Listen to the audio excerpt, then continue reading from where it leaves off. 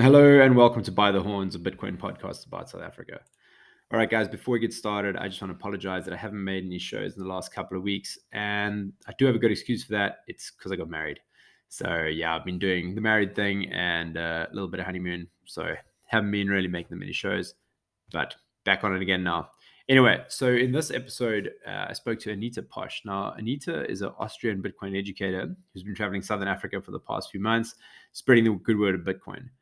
So she spent time in Zambia, spent time in Zimbabwe over the last few months, and now she's finally arrived in Cape Town. So Anita and I sat down to talk about Bitcoin adoption in Africa and what her perception of that is versus what it is in the first world, specifically Europe, where she spent a lot of time. And then we got into the unique circumstances that face South Africa and why I'm so bullish on Bitcoin locally and the context that surrounds it. So yeah, this is a really interesting conversation. Anita and I got along really well, and I hope you guys enjoy it.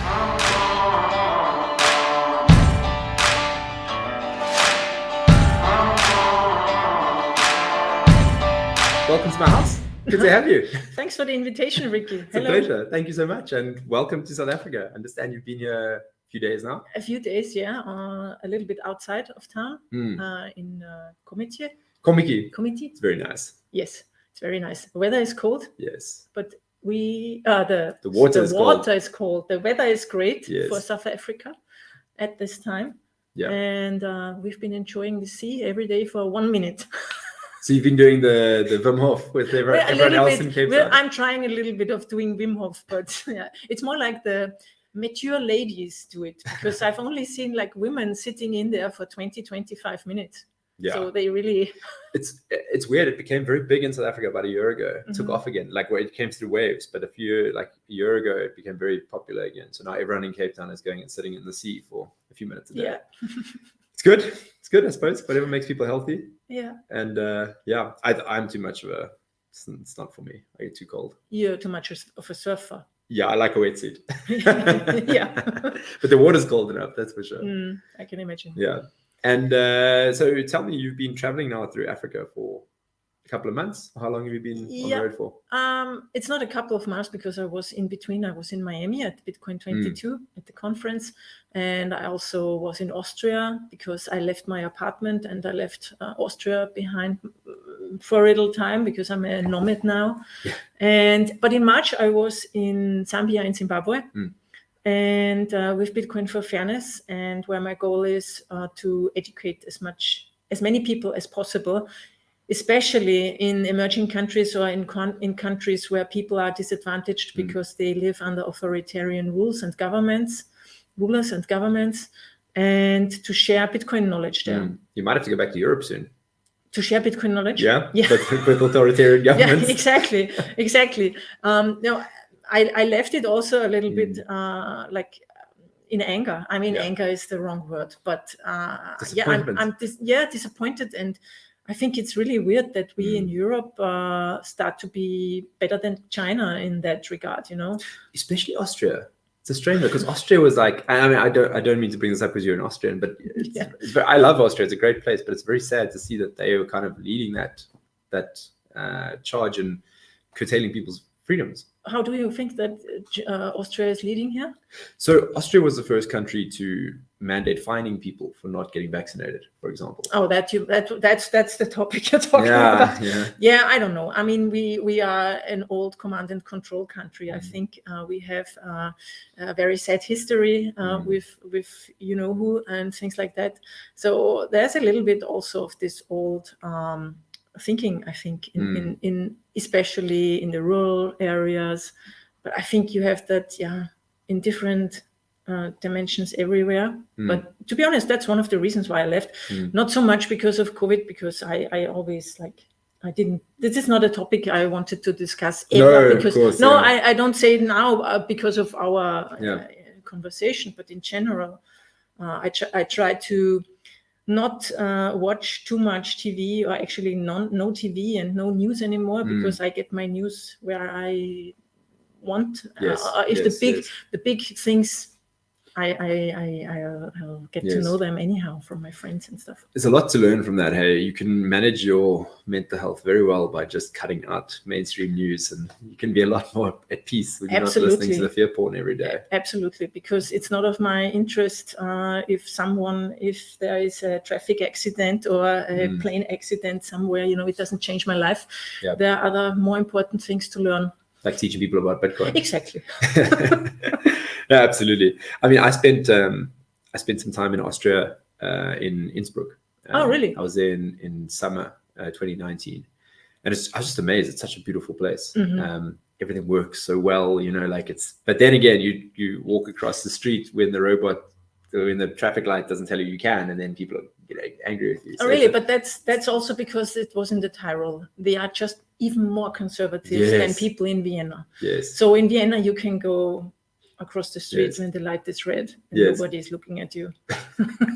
And the worst I experienced was in Munich, actually, where I crossed. There was an old lady standing next to me at the street waiting for the light to go green for the pedestrians, and I looked and there was no cars, so I just walked, as you do in South Africa, And she just started shouting at me in German, and obviously I can't speak German, so I didn't know what she was saying, but she wasn't happy. I got her point. She didn't like it, but it's a mindset thing, I suppose, and that is that like social conservatism, I suppose, that comes through. Anyway, it's not really on topic with Bitcoin, but so you've been in Zambia and Zimbabwe now in March. What's your experience been with teaching people about Bitcoin? It was not surprising, but worse than I thought, let's say it like that, because the first question of everybody always was, is Bitcoin not a scam? So almost all people know about Bitcoin and have heard about it, but they also can tell you a story about someone who has been scammed. And that's sad, because basically education then needs to start really at the beginning and tell people first thing, Bitcoin is not a scam. But as soon as you explain to them the limit of 21 million, it can't be inflated. The government can't take it away from you, especially for Zimbabweans in Zimbabwe. They get the use case very fast and are interested in it. So, and there are a lot of problems, as you know, in Zimbabwe with money. And I don't know how long the Zimbabwe dollar will hold. I mean, in its current form. I mean, they just reinvent it every few years. Exactly. They will They will take the money of people again and again and again. So, there are a lot of use cases, but the adoption is very low. So in Zambia, I did a talk, and there were other guys talking also about things, but it was all crypto and blockchain. And there was even a guy talking about Axie Infinity. And so it's really sad to see how people get scammed, and because of the fact that they are in need of money, because they are very poor.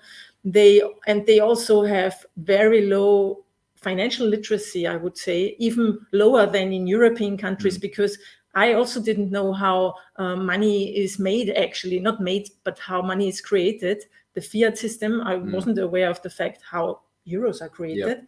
So, but the educational level of the people there is much lower than that. And so they, of course, they tend to believe scammers who tell them, like, in a year you have doubled your money. And so the great thing is that we were able to set up a WhatsApp group then. So in Zimbabwe and in Zambia, we now have 2 Bitcoin-only WhatsApp groups.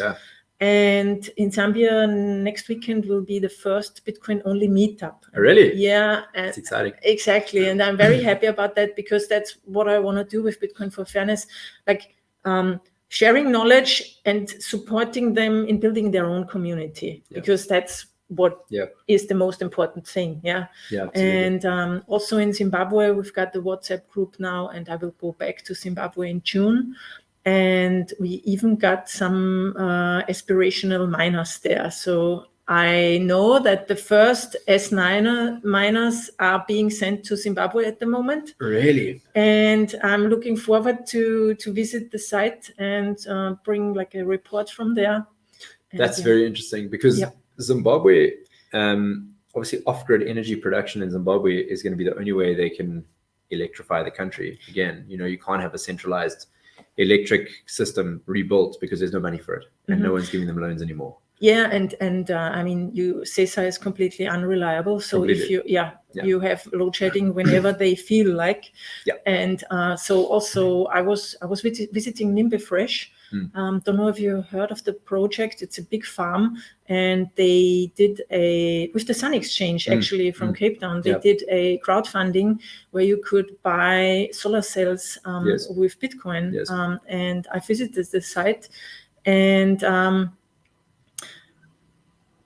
then now they are completely independent from CESA, and they showed us also the quality of the product, like the tobacco.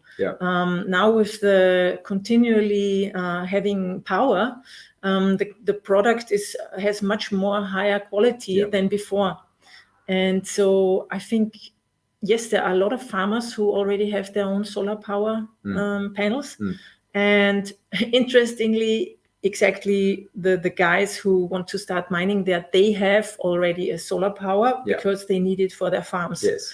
And so this is where it becomes very interesting, because you can't rely on the grid. So it will be all these off-grid disconnected systems that start bringing Bitcoin mining in to increase their profitability and consume energy when something else is not consuming energy. Exactly. So Bitcoin mining will be a way for them to monetize their surplus energy because you can't sell it back into the grid because the government doesn't have the system to purchase power back from you. Yeah, exactly.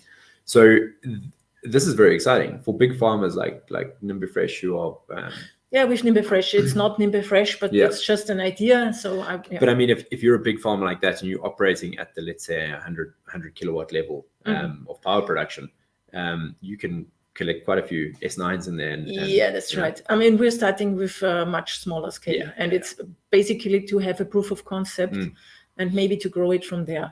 But I think I'm not so experienced with mining, to be honest. I'm keen on learning always, of course. But experienced miners told me already that it's not so easy to just mine with solar power because you need the batteries and all the things. And so the question is really a question of how much money do you have to put in to get how much out. But as you say, when they can get a hand at second-hand miners and they have excess energy, then they can do it. I mean, then it's maybe just 20 or 30 USD a day, but for a Zimbabwean, that's basically what some people there earn a month. I think the way to approach it would be to look at it as a way to offset the losses you would make in electricity anyway. You're claiming back some of your electricity losses, because if you didn't have Bitcoin mining, that would just go, you'd have to vent that power into the ground or wherever. So it's a way for them to recoup some of their costs and increase the overall profitability of their entire operation. Because if you're just mining Bitcoin and solar, you are only going to be mining for a few hours a day, because those farms that are using solar are consuming most of the energy they produce during the day. So it'll only be like after 5 o'clock in the afternoon and maybe before 7 a.m. in the morning, where you're getting a large amount of energy and you're not consuming it, and then the Bitcoin miners can come on. You can kind of load balance, but it'll take a bit of, I think a pilot is going to be very interesting to see how it plays out there. The other interesting thing about Zimbabwe is there was one exchange a while back called Golix. Yes. And the owner, or the founder of Golix, allegedly lost the private key to the hardware wallet where all the Bitcoin was stored on, allegedly. I don't believe it, but he had one hardware wallet, and that's where everyone's funds were stored on. And that went missing. Surprise, surprise. So I don't know if there's still an exchange in Zimbabwe. I think they've been shut down. So the problem is liquidity. Like, how do you get Bitcoin into that system? It has to come from remittances and from outside. From outside in. Exactly. So the Golix was shut down, I think, in 2017 or 2018. Before that, they even had a Bitcoin ATM in Harare where you could exchange US dollars and back. But they were shut down in 2017. I don't know exactly the background, but the central bank, I think, or the government told them, shut it down, because that was the time where there were a lot of scams and a lot of people went to the central bank and said, I lost my Bitcoin. In a scam.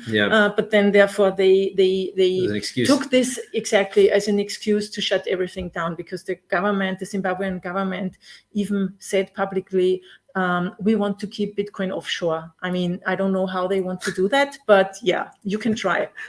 So, Bitcoin is always offshore. It's no shore. Exactly. So the thing with the government, so on the one hand, they don't want it.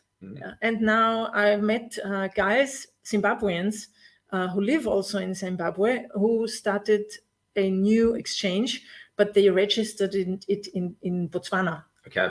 And they will allow Zimbabweans to exchange Bitcoin, because Zimbabweans, whenever they use an international exchange, as soon as they put in their address, they are kicked out. Because they are sanctioned. Yeah. And so there are some exchanges, I think, that work for them still. And coming back to the guys who have this exchange now registered in Botswana, they told me, actually, we really tried in Zimbabwe. We were talking with people from the government about regulation and if it's possible to have an exchange here. But the first thing they asked us was for a kickback. Of course. Yeah. So that's how the system works there. From my personal opinion in working in this stuff and being Bitcoin only and having our own exchange or OTC desk, the less you involve the government, the better. Yeah, of course. My perspective. I'm also same. That's my opinion. That's what I always say to people. Please exchange Bitcoin peer-to-peer. Yeah. So in Zimbabwe, what's happening is, yes, people get money from working online for companies abroad or through remittances. Yep. And I think a lot of the Bitcoin and the US dollars on the market in Zimbabwe is also from really washing money in a way, to be honest. But still, there is liquidity. So if you receive Bitcoin in Zimbabwe and you know the right groups, the right WhatsApp groups, you get to know a trader or a person that will help you. It's a little bit like if you go to a meetup in South Africa, I guess you can meet a person and they will exchange money. So, and that is not a problem. So there's always Bitcoin USD liquidity. Okay, interesting. But only peer-to-peer. Yes. And I always say... That's where you want it though. That's what you want. That's exactly my point of view, how Bitcoin should grow, which is sustainable adoption. I think only grassroots adoption is sustainable adoption. And we see that also in El Salvador. From that point of view, that's why I hope to, with I was in Zimbabwe already in March 2020, February 2020, and did my first talk there about Bitcoin. So when I came back, we had the second one. And so more people came. And it was great because a guy from Bulawayo, he had to drive 6 hours by bus, but he wanted to come because he thought he's the only Bitcoiner. Yes. And now we found out there are 3 or 4 of them in Bulawayo now. Yes. And that's I think the great thing, to be like Bitcoin for Fairness, to be a catalyst for people to meet the first time and then take it from there. I can't believe he drove. I actually watched that interview, but I can't believe he drove from Bulawayo to Harare. That's a long drive. In the bus, It's a very long drive. Yeah. It's like 6 and then hours. He stayed 2 days or so because then we did the interview and then he drove back. Yes. He's actually on our Signal group as well. Yeah. But it's great to see. It's amazing to see that there's people out there that are doing it.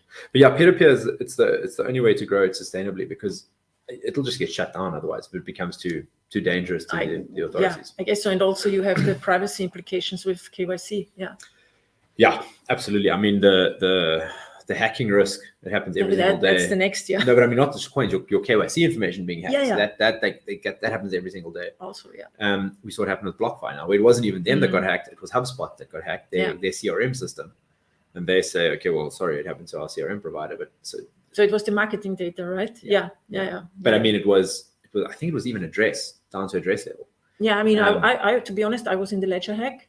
Oh no. And even I was so silly to ship my hardware wallet back then to my house. Yeah, as I learned. So now I left. So you learn like that. Yeah. I mean, I think every Bitcoiner who's in for 5, 6, 7, 8 years has been scammed in one or the other way, or had such a mess. Have ship your hardware devices to your office or to a local post office and go pick them up there or something. Just don't have it shipped to your house. Exactly. Yeah, because that leaves a chain. And also always use not your real email address. Set up an email address.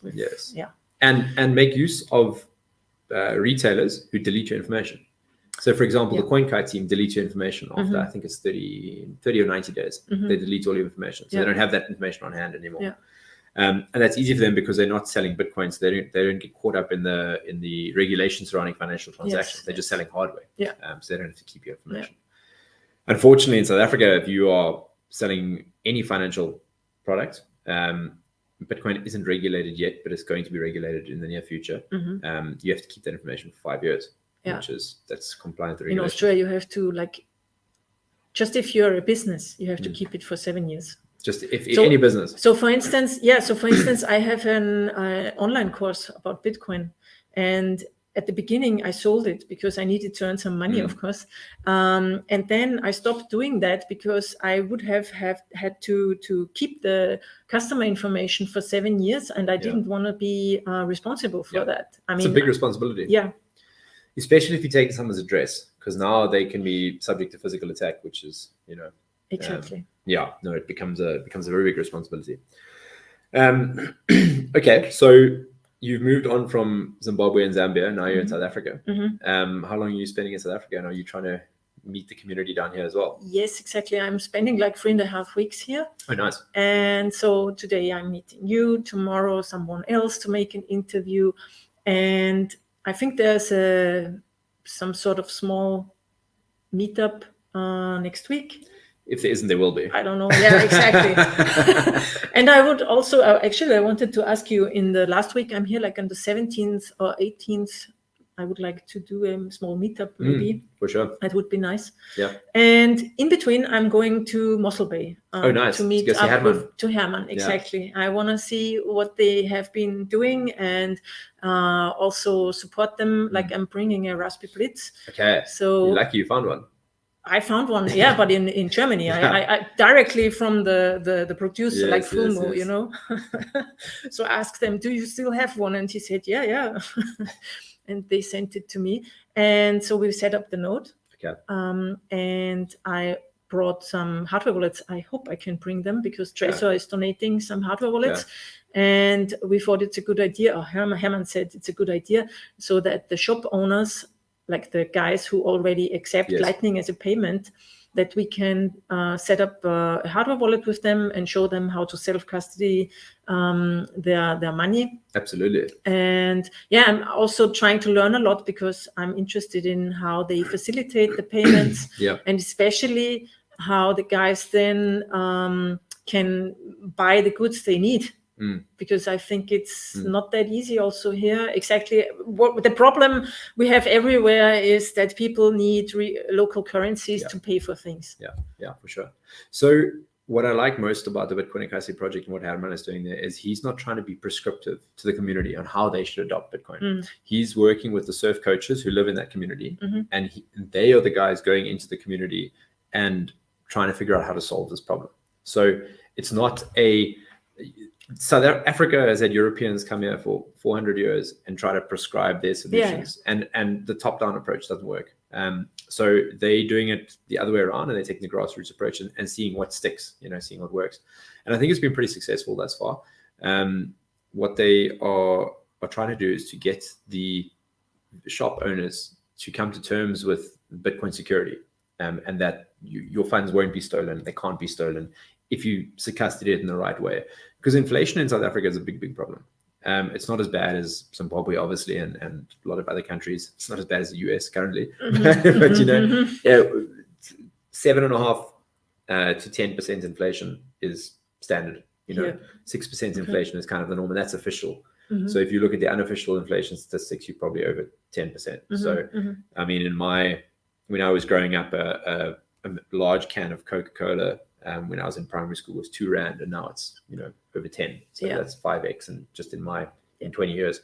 So these people, the poorest of the poor, experience inflation worse than anyone else does, because they have no assets that go up with inflation. They don't have a stock portfolio. They don't have a house that they can take money out of their access bond, their mortgage to get to leverage that inflation in their favor. They just experience the brunt of it. So Bitcoin as a savings technology in the poorest communities in South Africa is very, very powerful. But you've got to get past that scam factor first, because as you say, everyone has already been scammed. And in the townships, the Bitcoin scams are rife. And it's just because multi-level marketing, add Bitcoin on top. You know, it's like any other multi-level marketing scam. They just add Bitcoin to it now, and now it's even MLM more, on steroids. Yeah, it's even more potent, you know. Yeah. So that is a problem. But the team at Bitcoin Akasi are doing very good work because they're educating people in their home language. They're not going there and speaking to them in English. They've got local Xhosa speakers who speak to them in Xhosa, and so it's very powerful. And before they got hardware wallets, they actually got seed plates. So yeah, I saw yesterday the video where they are stamping. Yeah, so one of the guys in our local group has made a jig, and he's been distributing them amongst and they've made their way up to Mossel Bay. So you can make your own seed plates on a washer, because if you buy a seed plate online, it's like 1,000 rand. Yeah, 60 USD or 70. Easy. Yeah, so 1,000 to 1,500 rand for a seed plate. But with this homemade, it's a 3D printed jig that holds it in place and puts the washer in, and then you get the number punches. But to buy it once off costs you about 700 rand, which is 35, 40 euros. But then every 24 words is like 25 rand because you just buy a set of washers. So once you've got that, and that thing can be shared amongst a bunch of people. So for example, the store owner can have one himself, and then he can charge people to come and make their own, for example. Oh, that's a good idea. You just charge them for the washers. As a business. Yeah, as a business. So then call it 40 rand, for example, to come and make your own. And if it's 12 words, it's even easier. 12 words is the passphrase. You know, it's cheaper, it's easier. And he can sell the washers already pre-numbered, so it's easier. Because I don't know if you've made one of those before, but it takes a long time. It's real proof of work. Yeah. It's just banging those letters. So it's but it's real proof of work. You know, you feel good when you've done it. But so they had those before they had hardware wallets, which tells you they're being taught the right way how to do this. You know, so they've got their software wallets on their phone, and then they store their private keys that way. And in the township, your biggest risk, besides theft, is fire or floods, because shacks are not resistant to either of those things. So having something that's indestructible like that is very, very important. So where do they put it then? Probably bury it in the ground under their floor, because their floor I would soil, do that. Right? Yeah. Put it in a coffee can, bury it. And that's your can be your life savings, and for future generations, 50, 100 years. I wonder, but what I really wonder is if those guys there in the township go out and everybody knows that they are dealing with Bitcoin, isn't that a danger? That is a danger, very much so. So this is where things like multi-sig are going to become important. So once again, this is where Bitcoin Akasi can play a role. They can have the coordination software on their laptop. They've got a computer with Sparrow running on their computer, and the guys can bring in their hardware wallets. And for example, Bitcoin Akasi, Herman can have one key, and he can hold a key for them. And if they're doing a 2 or 3 multi-sig, then they can have a key on their phone, and they can have a key on their hardware wallet. So they control 2 keys. And you do still run the risk, because if someone knows you hold Bitcoin, they have to get the 2 keys from you, but you could keep those 2 in separate places. Yes. For example. So this kind of education, especially for the vendors, is going to become important. I think then it's even better that adoption is fast, because if everyone has Bitcoin, then you're not cannot be singled out anymore. Yeah. Definitely. But I really think the inflation approach is the big one, because people here know, especially now, prices are going up massively. And so sort of one measure is cooking oil. People use a lot of cooking oil in the township to cook their food, and the price of cooking oil is almost doubled. So that's they really, you don't have to tell them about inflation. They feel it. They know more about inflation than any central bank governor can tell you about inflation. So if you can tell them, listen, this is a inflation resistant money over 5 years, not over 6 months or 1 year, but over a 5-year term. I think that's the. And do people here go into the US dollars as much as in Zimbabwe? Not at all. Not at all, right? So they don't use this. Wealthy people do, but not really. They have wealthy people have offshore bank accounts, or they have a USD denominated accounts where they store some dollars. But people in the township, no. The South African rand, as far as central banks go, the South African central bank has done a very good job. And I'm not a fan of central banks. But I would say that they've done a better job than 95% of central banks in the world. If you look at our money supply, our M1 money supply has only increased by 140% in the last 10 years. If you take Canada, it increased 300% in the last 12 months. So from that angle, and pick a bank, we've printed less money than they have. which is surprising. So there's a lot of fiscal conservatism in the South African Reserve Bank in that sense. But at the end of the day, they're still shitcoiners. They're still going to print money. It's still, eventually, the Reserve Bank will be captured politically and it will become a tool of politics. It's just the way it goes. Yeah, so of course. It's not a matter of if, it's a matter of when. Yeah, it's everywhere the same. So to answer your question, no one in the poor community holds USD. They all hold rands. And do they also bury it at home? I mean, have it at home? Because do they trust the banks? No, not at all. So they are also not banked. So in Zimbabwe and everywhere else, poor people are not banked. No, poor people, everyone is banked in South Africa. Very close to everyone. But they don't trust the banks. Oh, that's... So you'll see on payday, there will be massive queues outside the banks to withdraw all their money. And that might be a factor of a few things. It might be a factor of they have outstanding debts and they don't want the payday loan sharks who are claiming back debit orders from them to take money out of their bank. So that's why they remove all their cash, because they have debt. It could also be that they don't trust the bank. And it could also be that they want to do most of their transactions in cash, because in the township economy, most people are using cash because to receive a payment costs 3% across a card rail. And then when you're operating a spaza shop, and your gross margin is 7%, to give away 3% to a payment processor is a non-starter. So you end up with only 7% margin. And then if you put your prices up, your consumers are willing to walk 5 kilometers for that 3% difference, to go and pay in cash. Because they have time, but not because money. They have time. That's exactly it. So everyone is banked. Everyone has a bank account. Our banking infrastructure is extremely advanced. It's very easy to transact in South Africa and send money around. And we're one of the first countries in the world to have real-time settlements between banks. So I can do an instant EFT to you, even though you. What is an EFT? Electronic fund transfer. So it's a bank to bank transfer. Okay. So instead of using the card rail, so paying via card, I send money from my bank account to yours. So SEPA in the EU and the US, they've got their own system. But so we have real-time payments where you can pay an extra amount. With my bank, it's R7.50 to transfer money to you instantly, and then the money shows up in your account instantly. You don't wait 2 days for it to clear or whatever. Okay. And if you're with the same bank, it's instant. So our banking infrastructure is very advanced. It's relatively safe. It's the issue doesn't sit. It's not, people won't leave the rand because the banking system sucks. On a user experience level, on a system level, they'll leave because the money is losing its value, but the banks will be there all the way to make the system work for them. So I think inflation is going to be the key issue. It's not so much they're unbanked. And do you have something like mobile money here? So they tried. So the company that rolled out mobile money in Kenya is Vodacom. Yeah. So Vodacom is a South African company. So they rolled out M-Pesa and mobile money in Kenya, and it worked phenomenally well because people are unbanked, etc. They tried it in South Africa, complete failure. Oh, interesting. Because the banking infrastructure is good enough that you don't need to rely on sending airtime around to make payments. Yeah. So people do still use it, but it's very, very limited and not at all a thing. And I think it's probably discontinued in most regions. And are people using stable coins here? I'm interested in that because in Zimbabwe, I was asked actually, what's a stable coin? So I wanted to ask them how many of you use it, but the question came back.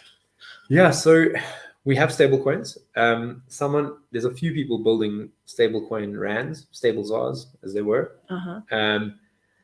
The traders make use of stable coins mostly, the crypto traders, the same as all over the world. They make use of USDC or USDT or whatever, want to DAI or whatever stable coin of their choice.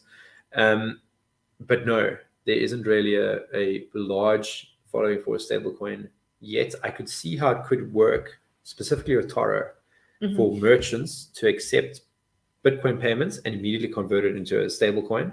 And especially if the wallet programmatically lets them convert 2% to Bitcoin and give me 98% in fiat. So it's like an automatical savings account. Yes. Yeah. Yes, I think that's really something that's very much needed here. Because, and then there's the question, I was just discussing it today with the guys from Zimbabwe who want to set up the miners because they have the idea that they don't need the money that they get through mining. They want to give it away for adoption, to other people. But then the question is, you can't just give money away. You know, people will spend it. It's not sustainable, exactly. And so we were thinking, so what could we do? Like, is there an inbuilt savings account that only gives you the money after 2 years or something like that? But I don't know if this is not too much, you know, like prescriptive. Yeah, possibly. I shy away from anything that tries to tell people how to spend their own money. You know? Just because I used to work in that industry, like we were saying before we started the recording. I used to work in financial services, and the excuse that financial managers always make about their products that lock your money up is they say, oh, but people don't know how to save themselves. So they're thankful to us because we give them this product and it forces them to save.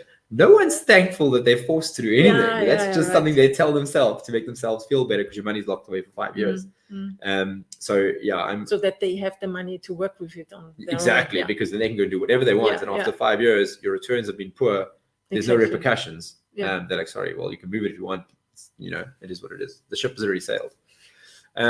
So I think a wallet that allows for stable coins and Bitcoin simultaneously, that is non-KYC. And this is the tricky part because stable coins always come with KYC. I don't know enough about Taro yet to know if you could do that in a KYC free manner, because I can hold stable coin without requiring KYC, but it's the on-ramps where it gets regulated, right? Yeah, I mean, you should look into, I don't know if you've heard about it, but Money on Chain. It's on RSK, the sidechain of Bitcoin. And they have a dollar stable coin, DOC, dollar on chain. I made an interview with Gabriel Kurman about that a few weeks ago. I've never used it, but I think they are trying to make it that people know about it more, because of course Bitcoiners want things built on Bitcoin and not on any other coin. Yeah, because essentially if you have stable coins that are regulated, they're going to rug pull you at some point. And it doesn't protect you against inflation. Exactly. That was the point where I wanted to get to. Maybe you could look at it and see. I'm not sure if they have KYC because they are decentralized. So maybe it works without. I don't know. It's just the on-ramp where you have to buy these dollars, for example. But if they're interchangeable, if I could pay in Bitcoin, I don't know. I don't even know how to start with this. Yeah. Anyway, I need to speak to an expert about this. But ideally, if you could do it in a no KYC way, that would be ideal. Because identity theft is the real problem here, and KYC, in my opinion, is the crime. Because it is forcing people into the system where you are then giving their information to untrustworthy people to hold for them for a long period of time, which will get stolen. Exactly, and also we know how ineffective this all work is. This doesn't stop anything. No, it doesn't stop anything. So it's a joke. It's like the war against drugs. I mean, people still use and sell drugs. Drugs won that war. I mean, yeah. I mean, just a side note. Like I used to live in America about 15 years ago, and recently seeing footage come out of America of the drug problem, the opioid crisis in America. America never used to look like that. The cities like Detroit and Philadelphia and Baltimore, they were bad, but they weren't just like kilometers of drug addicts just on the streets standing there. So they have this war on drugs, and yet this is the outcome. It's obscene. It's not even like ridiculous. So we can only imagine what's going to happen with their war on money laundering and AML.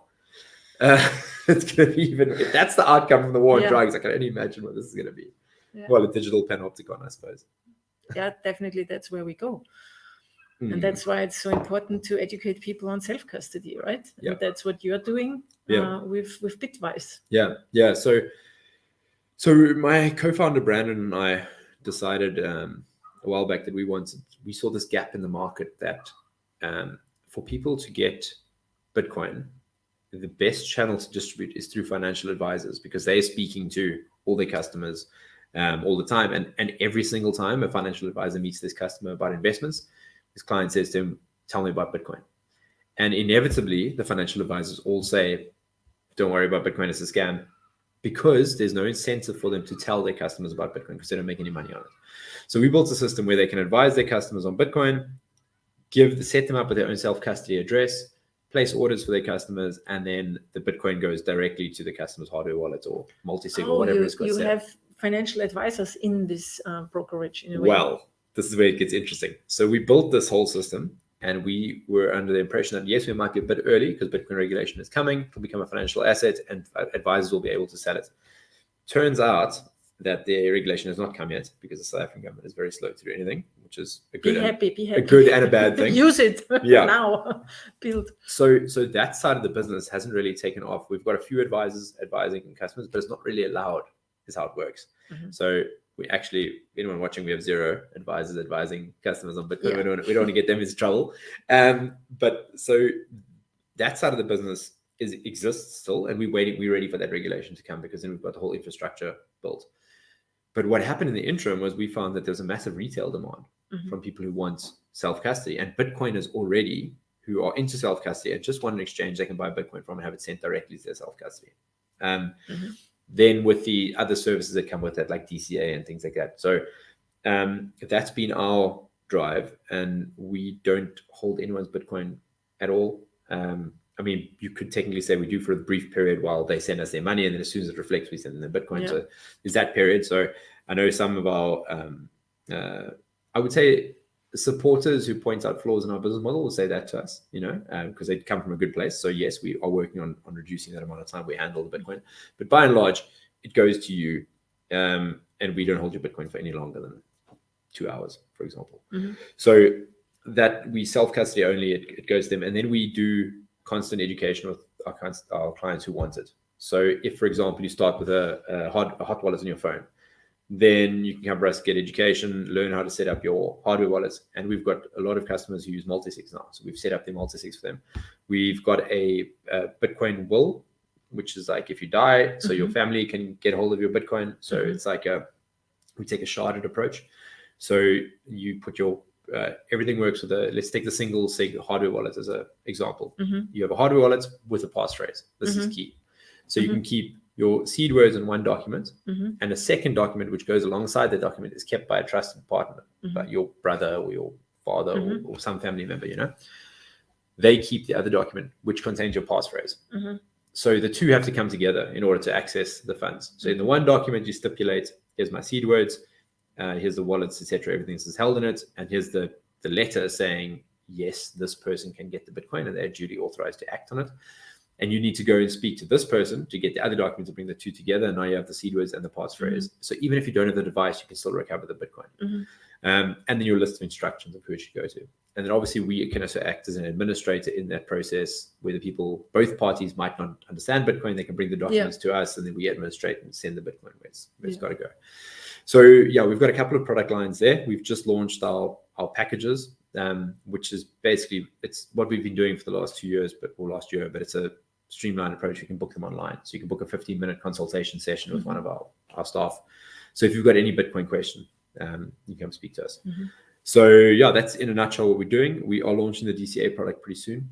And then one of the interesting things we'd love to work on in the future is DCA via Lightning.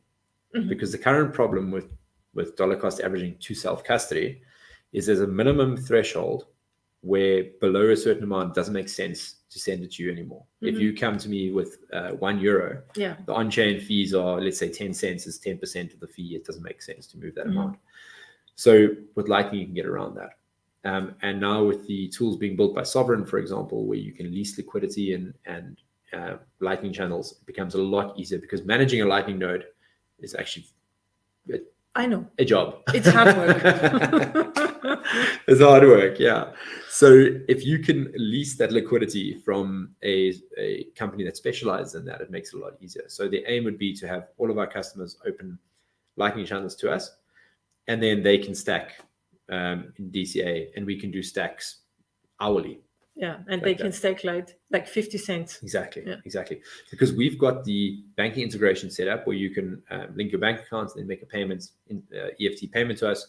And under a certain amount, we can front the money to you, essentially. So we can provide you the Bitcoin before the money is landed with us.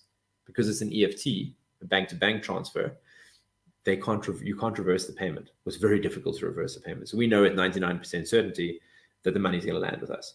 So then the user initiates the EFT. Immediately, as soon as we get the success token that the transaction has happened, we can send you the sats to your channel. So you can get that instant gratification of getting your Bitcoin to self-custody immediately via Lightning.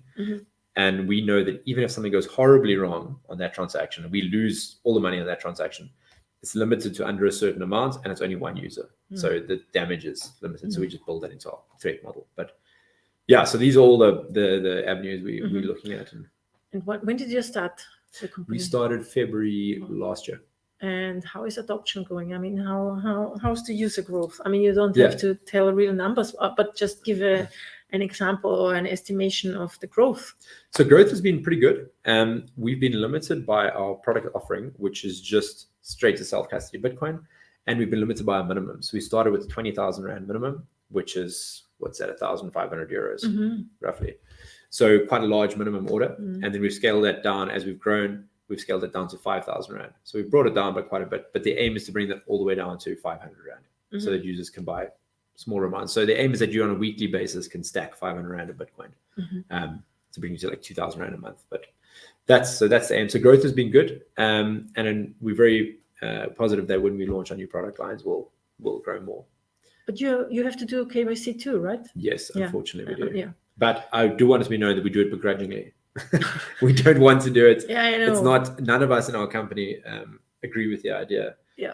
And so we do the absolute minimum that is required by law. Yeah. You don't overfulfill like all the banks do. No. Yeah. And we try our best to delete customer records that are not required by law as well. So our aim is to be as information minimalist as possible. Is where we want to go. Do you have how many of those do you have, like Bitcoin ATMs in South Africa? So there's Cape Town has got the most. I think there's 4 in the Cape Town area. And then there's a couple more around the country. But there's less than 10 in the country. Okay, it's not so many. Not so many. But the thing is, we've got massive exchanges where it's very easy to go and buy Bitcoin. So Luno is one of the biggest in the world. They're in the top 10 in the world now. Yeah. They started here in Cape Town, and if you look in the CBD, there's a big building with a Luno sign on the roof in between all the banks. So that's good news to see. It's not their building, but it's a good marketing trick. So the ATM side hasn't been that, the requirement hasn't been there. That being said, the ATMs do very good business. I can imagine, but it's also like for privacy, because can you buy without ID here? No. No, for like very small amounts, you also have to show your ID at the ATM. ATMs. ATM. No. So ATMs are KYC free up to 25,000 Rand. Okay. So under 25,000 Rand, you don't have to show KYC information, which is brilliant. Yeah. But the fee is very high. So you're looking at about 10%, 6 to 10% on your ATMs, which is quite high. So this is why we advocate people to first off, buy Bitcoin through Bitwise because it's easy and we send it straight to self-custody. And then we will give you advice if you want to go through coin joins, for example, how to make use of coin join implementations. Whirlpool or Join Market or something like that. We're not Wasabi fans, but we would definitely advise people if they want to go the Whirlpool route. Or if you want to be KYC free, we encourage peer-to-peer transactions and we do them in our own group. So we've got our own Signal group. So I need Rand and I have Bitcoin. So in the Signal group, I could ask someone. You will get it if you say someone. Or you exchange it afterwards to me. If you post in that group, I want to sell Bitcoin, within 30 seconds, you'll have 5 people say, I'll buy a Bitcoin. Okay. And what's the price then? What do they take? Or They'll is take it like the South African market rate. So people won't even give you a margin over spot. They'll just give you spot price. They want that by Bitcoin. Yeah, they just want to buy Bitcoin. Yeah. And they want KYC free. KYC free. And more importantly, they want to help the local Bitcoin community. Exactly. Yeah. So I can guarantee you posting there now, you'll have people will buy your Bitcoin and give you rands very quickly. Great. Yeah. And you were just talking about coin joining. I'm doing this now with the Sparrow wallet. Yes. But our wallet of choice as well. Yeah, it's a great wallet. It's built in Cape Town, by the way. Really? Yeah. Craig South African, from Cape Town. You should definitely meet him while you're Yes, I didn't know that he's here. Yeah, cool. Because just recently, my friend from Bitcoin Austria, a long-time Bitcoiner, introduced me to the Sparrow wallet because I had problems with my wallets in BTC Pay server with the gap limit. And he showed me how easy it is with the Sparrow wallet to change the gap limit. And then we also started to coin join a little bit. But I have one mix, so it's in the post mix now. Okay. But this takes days. there's nothing. It doesn't work. I don't know. It takes days depending on how much fee you're willing to pay. So if you set it at 1 sat per byte, you're going to be the last one to go into the rounds of mixes. But the post mix fee, I mean, you can choose the fee once in the first mix. Yes. But afterwards, you can't change it anymore. No, you because can't. You don't pay anything anymore. Yes, exactly. Okay. Exactly. Yeah. So maybe because I was cheap, it takes so long. But the thing with Whirlpool is that it's strange. Sometimes you'll wait days. You go and get a single round of mixes. Some days you'll get 4 rounds of mixes going through in a day. Yeah, I have. Yeah. I didn't get a single one after the first one. So the cool thing about Sparrow is to hook it up to your cold storage. Mm-hmm. So you'll take your sats from a KYC source, put them into your deposit address on Sparrow. Mm-hmm. They'll mix, and then your post mix goes directly to your cold storage. Yeah. So you can allocate where your cold storage but to go to. But then I only have one round, and I think the anonymity set is not very high. You need 5. You need 5 rounds. Yeah. You need 5 rounds. I would go minimum 5 rounds. But this is what I'm saying. Like you only have 1 round, and then in the next 2 days you can get all of the next 4.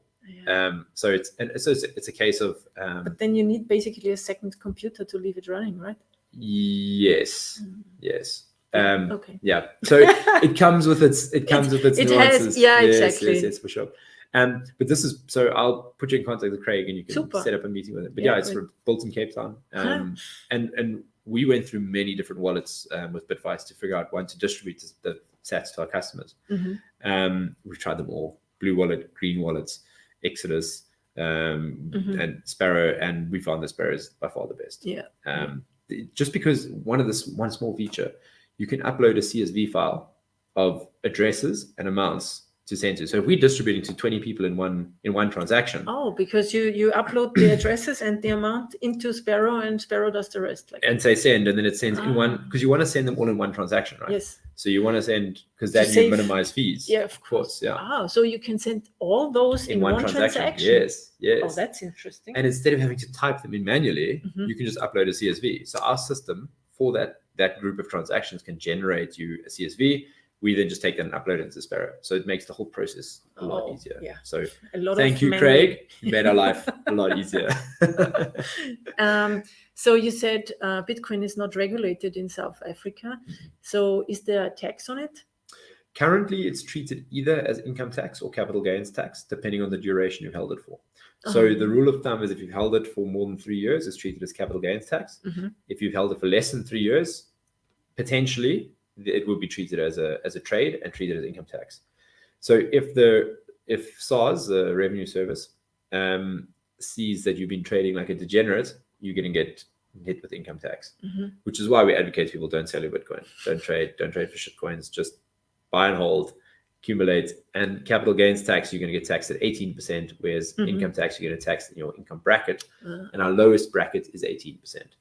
Okay. So unless you are making less money than would allow you to buy Bitcoin, it's going to be bad for you to be paying income tax. So those are the two approaches.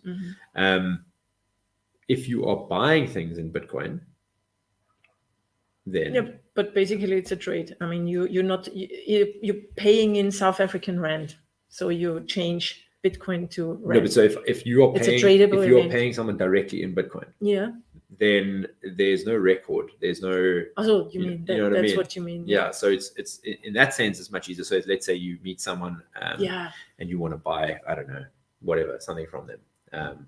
You're doing a peer-to-peer trade for physical goods or whatever. You pay them in Bitcoin. There's no chain to your wallet. The only question is if you bought it at Bitvice, then they know. No, they don't. They don't. So they could know. The only way they would know, so Bitvice doesn't do any reporting we don't report by choice to the receiver of revenue. They have to come with a subpoena to subpoena individuals' records. So we're not part of the Financial Intelligence Center sandbox where they share information. You have to come with a subpoena for a specific person to get their history. That's good. So we don't provide privacy first. That's our approach. So this is why we say to our customers, have your Bitcoin sent to your Whirlpool deposit address. Whirlpool it because financial privacy is not a crime, because it's not yet. It's a safety feature. In a country like South Africa, where violent crime is through the roof, where we have 50,000 murders a year. It's massive. so it's out of control. It's huge. So we live in a very, very dangerous country, and that's hyper localized, obviously, in certain areas. It's not evenly spread across the country. Some places are much more dangerous than others. I mean, there's some places in South Africa that are as safe as, the safest place in Europe. But it just depends where you are.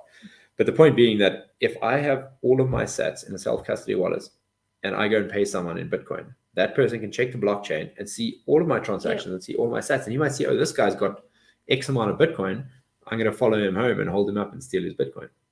Whereas if you've gone through Whirlpool and you've treated your privacy seriously, you're not going to have that problem.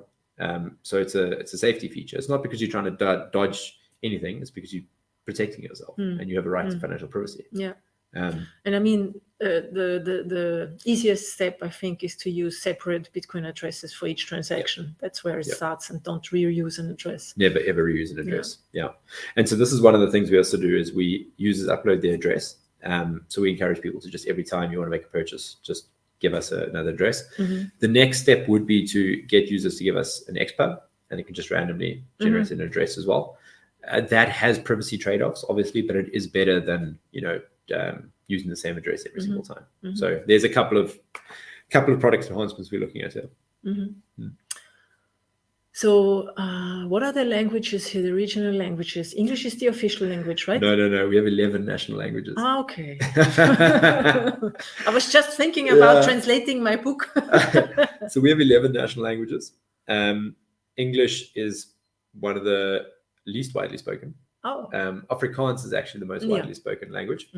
And Afrikaans was derived from Dutch, but it is significantly varied now that they two can't really understand each other. I mean, I can read Dutch and understand maybe 30% of what they're saying. In Afrikaans. Because I'm fluent in Afrikaans, so I can read Dutch. You are fluent in the other so I can read Dutch, and then because I understand Afrikaans, I can understand it. But so Afrikaans is the most widely spoken by geography. But then if you look at by amounts of people who speak a language, it's probably Zulu or Xhosa. Because I just wanted to ask, I mean, Afrikaans speakers are white? No. There are more non-white Afrikaans speakers than white Afrikaans speakers. I thought it's because it's from the Dutch, then I thought maybe the Afrikaans are the white Africans. So the Nationalist Party of South Africa that implemented apartheid in the 1940s, 1950s were Afrikaner nationalists. But Afrikaans has a 400-year history almost, 350-year history in South Africa. And Afrikaans is spoken by what's called the colored community, which is a race in South Africa, predominantly around Cape Town in the Western Cape. They majority Afrikaans speaking as their primary language. There's a much smaller community than that speak English, but Afrikaans is the primary language. There's people who are first language Xhosa, Zulu, Venda, Pedi, whose second language is all Afrikaans, not English, and English is their third language. So this is why Afrikaans is geographically in kilometer wide, is spoken the most in South Africa in terms of width across the country. But I think Zulu or Xhosa would be the number one spoken by amount of people. I'm not sure between the two of them. And your training materials, do you have that in English or in other languages? English only, unfortunately. But the thing with all Afrikaans people who can afford to spend 5,000 rand to 20,000 rand in Bitcoin understand English. English is a universal language, you know. So it hasn't been a significant hurdle for us yet. But one of the things we'd like to contribute towards is the translation of seminal Bitcoin text. So this is why we support a project called Exonumia, because they're translating Bitcoin text into other languages. So I'd love to see the Bitcoin standard in Afrikaans, for example, and Xhosa and Zulu and all of those languages. We're just lucky that we speak English and the world kind of caters to us, but there's a lot of people don't have it that way, you know. It's much easier to learn something technical in your first language than your third. Of course. I mean, I'm sure you know this problem. Speaking German and having to read all this stuff in English must be it. I mean, one of my first projects was to translate Andreas Antonopoulos' Internet of Money to German. Which I did 2 volumes, and the first, so like in the aftersight, you know, the first one I did, it was really bad because I'm not a professional translator. You need to be a professional, actually. I mean, I think it's understandable. I think you can understand what is meant and blah. But of course, Andreas Antonopoulos, fine way of saying things is really hard to transport that in another language.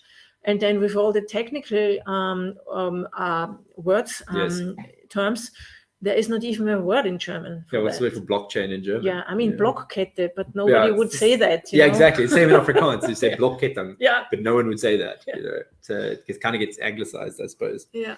But there's a lot of scope in South Africa, and this is something I just wanted to touch on, is just how many people are into Bitcoin in South Africa. South Africa is consistently in the top 5 by Google search trends for the last 10 years for the term Bitcoin, search term Bitcoin. And that's because South Africans love to be scammed. So they probably always searching some Bitcoin scam, but it's us, Nigeria, and Kenya. Kenya is another big one.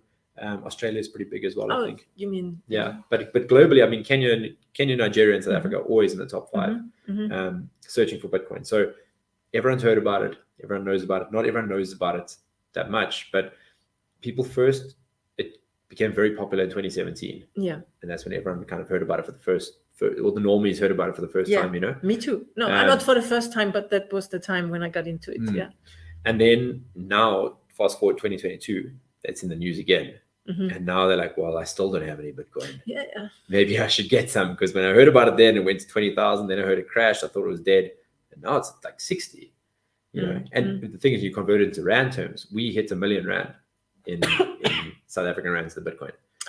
That's another level where it's in the news. Big marker when it hit 1 million rand. Yeah. Okay. I think it was just shy of 1 million. On some exchanges, it might have gone over, but it was like 999,000 something.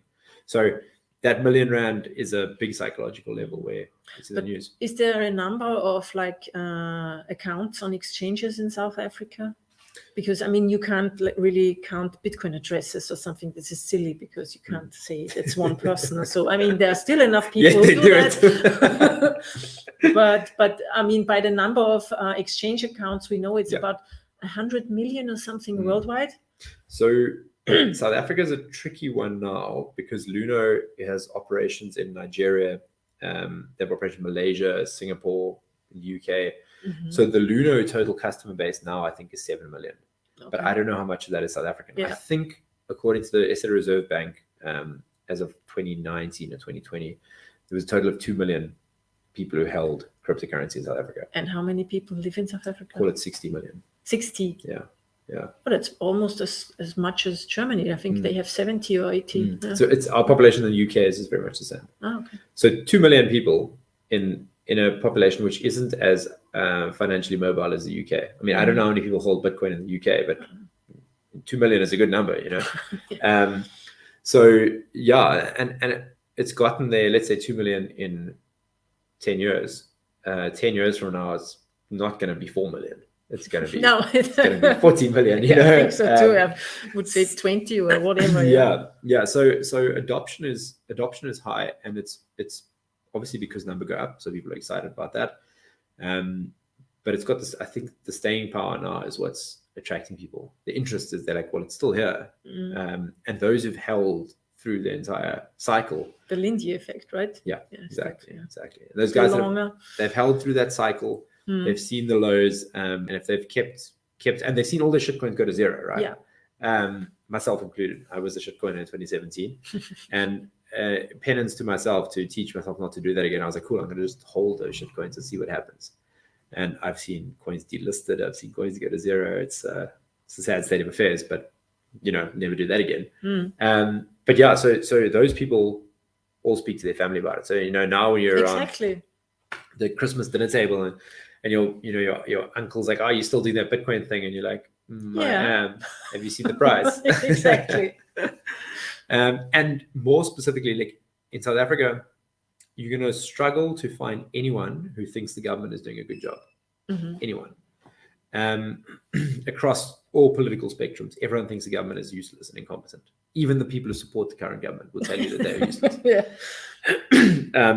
And the biggest issue we have here is people look at Zimbabwe, it's a neighboring country, and they say, they're very worried that happens here as well. Very, very worried. Mm-hmm.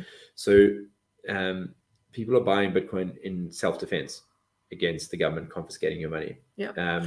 And the current regime is kleptocratic. They steal money as like it's going. They're very good at one thing, and that's stealing money. Okay. And they have been robbing the country blind for the last 30 years. Mm-hmm. And the You're speaking of Zimbabwe or South Africa now? South Africa, but both. Okay, it's the same basis. Yeah. Same. And the average South African looks at that, and everyone's got a little bit of money. They say, well, look, if I leave my money in a pension fund, the ANC is going to steal it. Eventually, they will. And if I leave it in the bank, they could well just cut me off from my money, which just happened in Canada. And that's waking a lot of people up, especially because there's a group of people in South Africa who feel discriminated against by the current government. And they were seen as the previous beneficiaries of apartheid. And now they are on the receiving end of the government being out to get them. So those people are extremely worried about the government confiscating their assets, devaluing. Expropriation without compensation of land, taking land like that in Zimbabwe is a political topic that is up for discussion. And there was a bill tabled in Parliament, like it's a reality that could happen.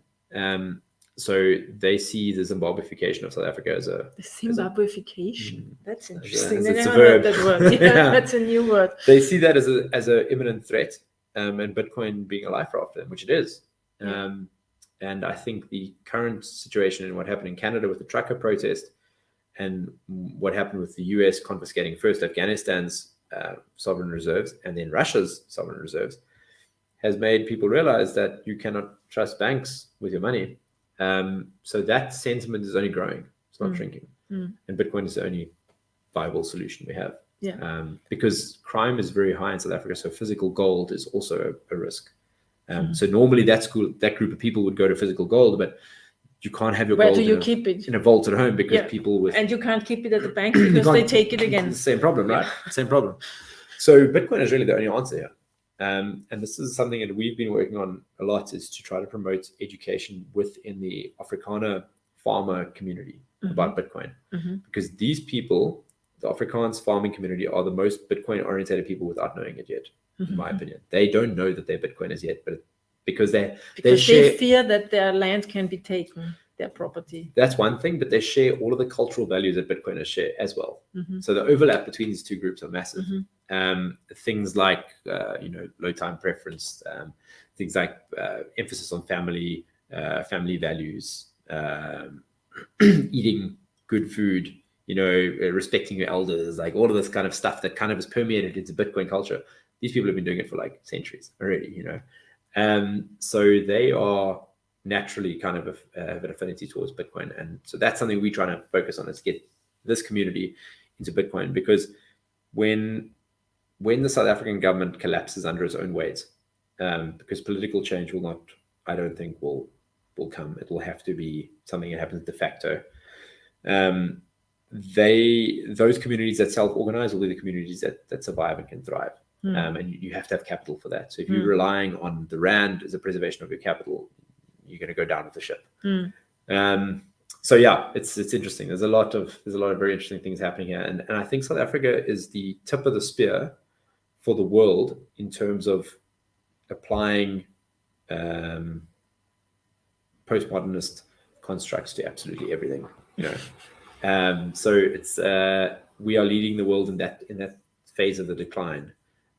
So we also have people that are building alternative systems here and are so much more further advanced than anyone else in the world, because they've for 20 years been like, well, this is imminent, let's build. So building their own universities, building their own schools, building their own colleges, their own hospitals becoming soon, their own insurance products, their own food security. It's all happening here. So many little free cities or something like that. Something like that. Not the same concept, but self-organized. No. The free private cities concept is understood in those communities, and they're propagating those like schools of academic thought. The one part that's missing is Bitcoin, though, for them. And they're very aware of it. They're very aware that if the rand goes down, all their hard work for the last 30 years is undermined. So you will have these like intentional private communities pop up, I believe, by default, because it's the only way to survive, really. Speaking of Bitcoin, for sovereign individuals and countries. You're a African. Absolutely. You're in the south, but we have now the Central African Republic, which is the second country to have Bitcoin as legal tender. What do you know about that? Do you have any information about the background? Because I'm really not sure if it's not a shitcoiner thing there that's happening. I can't speak with authority on the topic. What I do know about the Central African Republic is that it is extremely war-torn. It's very dry, it's very arid. It shares, a bit of a border with DRC in the south, but it's very much largely desert.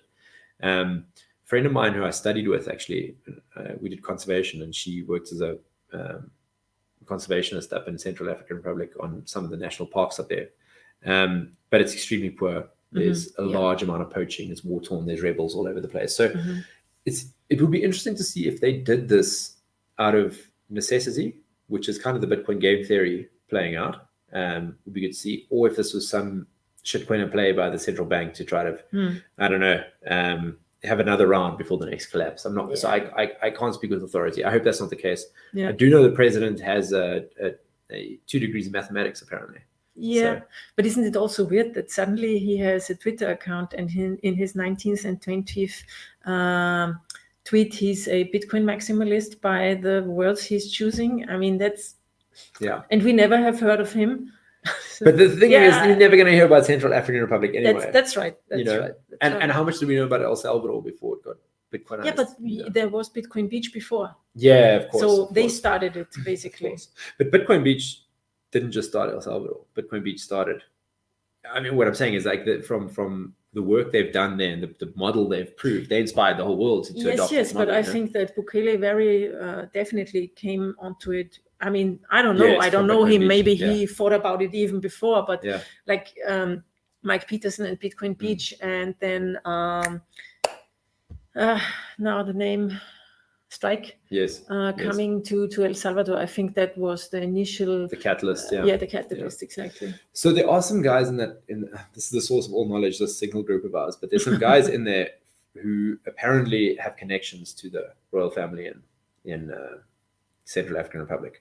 So, and connections in government. So they will probably be able to speak on the topic a bit more authoritatively than I can. But it's very interesting. I hope it's going this way. I already heard that some Bitcoiners already form a kind of a delegation and travel group to meet up in Central African. Was Republic. It like the same clowns who went to El Salvador, like Brock Pierce and all those shit? No, not Brock showed Pierce. Up there? No. It's one of the Bitcoin miners. From France, Okay. He's credible. Okay, that's good. But I hope he can find something out and maybe teach them a little bit about real Bitcoin. Yeah, I really hope so, because if any countries need Bitcoin, it's the poorest countries. Yeah, of course. And I mean, those countries with the franc, they still have the franc, the Central African franc or the West African franc, like Senegal. For them, it would really be great to have a neutral form of money that makes them independent. And this is the thing that a lot of people don't know about, but is everyone talks about colonialism, but the French colonial influence in West Africa it's grotesque. Like they've been screwing those countries for decades since they got their independence. But the others also do. I mean, like the US and China, they are screwing Zimbabwe. But so I mean, South Africa we have an interesting past. We were first a Dutch colony, then a British colony, and then the Dutch beat the British and took it back, and the British beat the Dutch and took it back, and then the Boers and the Brits had the Boer War, and then we effectively after that became a union, and then independence in the 50s. We've got a long history with colonial powers. The Dutch have nothing to do with South Africa anymore, literally nothing. The Brits also are not really that involved on the face of it. Obviously, they're a big trading partner with us. We have all of that going on, but they largely the mistakes of South Africa over the last 30 years, and this is not being an apologist for what was happening before. That was horrific. We had an opportunity to remake South Africa and be something phenomenal. Where we are now is we only have ourselves to blame. We can't blame external influence, and people will make that claim because they want to defer responsibility. But at the end of the day, it's we've got ourselves to blame for it, sadly.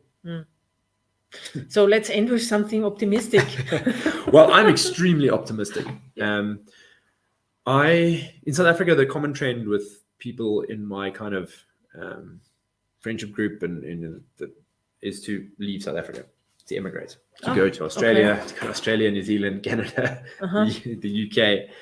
Those options are all terrible now. So I was very much in the mindset that South Africa is falling apart. I need to leave and go somewhere else. What COVID has showed me is that the world is falling apart. We have a lot of freedom in South Africa through incompetence, which is a beautiful thing. It's the same in Zimbabwe. Yeah. People are very entrepreneurial. They can try or have to try everything they can. But you don't have all the red tape that you have in Austria, for instance, if you just want to open up some kitchen or restaurant or something like that. Yeah. Exactly. So we have a lot of freedom through incompetence, and I do believe we're on the tip of the spear of the collapse and the change to whatever is coming next. And in my opinion, I'd like to see that being the hyper Bitcoinization. Other people see it as being the CBDC and the whole digital panopticon, and that's the choice we have to make, I suppose. So why not do it here? Why leave? Why go and build something else somewhere else? You're faster in the future, basically. Yeah, we are in the future. We 15, 20 years ahead of the rest of the world in the collapse. So we have 15, 20 years of experience of how to deal with this. Now, for example, load shedding. Yeah, the power just goes out. At least they tell us in South Africa it's going to. In Zimbabwe, they don't tell you. Exactly. In Zimbabwe, you never know when there's load shedding, and here they send you a message tomorrow from 7 to 9:30 in the morning. There's load shedding. There's no power. Okay. But give them another 10 years, they'll stop telling you. Like if it carries on like this. But so the solution to load shedding in South Africa is Bitcoin mining, because if you can Bitcoin mine, you can incentivize off-grid electricity production. And if you can do that, you can stabilize the grid and form microgrids, and then you can energetically, from electricity point of perspective, secede from the national grid and form your own microgrids that are using Bitcoin mining for load balancing and to bootstrap your network and financially incentivize your system. Or you always have a buyer of last and first resort. So that becomes very interesting. We have a secession movement growing in the Western Cape, which is the part of South Africa that is degraded the least because we've got a different government down here. I'm excited about the future there. Mostly I'm a freedom maximalist, so I want to go where my freedom is maximized. And looking at New Zealand and Australia, those, and Canada, terrible options for that. The UK is not so bad. They've, out of the whole COVID thing, I think they handled it poorly, but better than most. The US is interesting because it's such a diverse variety of approaches. But why leave? It's Africa. It's fun. It's exciting. It's beautiful, and the weather's great. Yeah, and I think it's great that you're here because you built something. What's important for Bitcoiners and for people to get their Bitcoin in self-custody immediately. Yeah, no, that is the important part, because the rug is going to be pulled from exchanges. It's just a matter of when. And we'll be lucky because it won't happen at the same time everywhere. So you'll have some advance warning, but it's not going to be a lot. And I don't know how much more advance warning people want already. Then you see the slow rug being pulled all over the world. Just get your Bitcoin off an exchange, get into your self-custody, figure out how to do self-custody, and single sig hardware wallet with a passphrase is probably the best single approach you can take to securing your Bitcoin. I think you don't even need a passphrase. I mean, it depends on your personal setup, but for many people, you have to store the seed and then also the passphrase, and don't lose it. But the passphrase must be a word you'll never forget. Yeah. And then it becomes, but I hear what you're saying. Absolutely. It's another thing to store, and exactly. It's making it more complex. Makes it more complex and more complicated. Absolutely. But yeah, we're on we're on the same page. Yes, yes, for sure. All right, is that it? Is that a wrap? How much how long are we going for? 117 already. There we go. Okay. Well, thank you so much. This has been great. And we're going to organize a meetup for you to meet all the local Cape Town Bitcoiners, and I will definitely put you in contact with Craig, and you can have a sparrow chat then, and hopefully get more rounds of mixing into your Yeah, thank you very much for the invitation. It was great being here, and I enjoyed the conversation, and I learned a lot. Thanks. Thank you very much. Great. Cheers.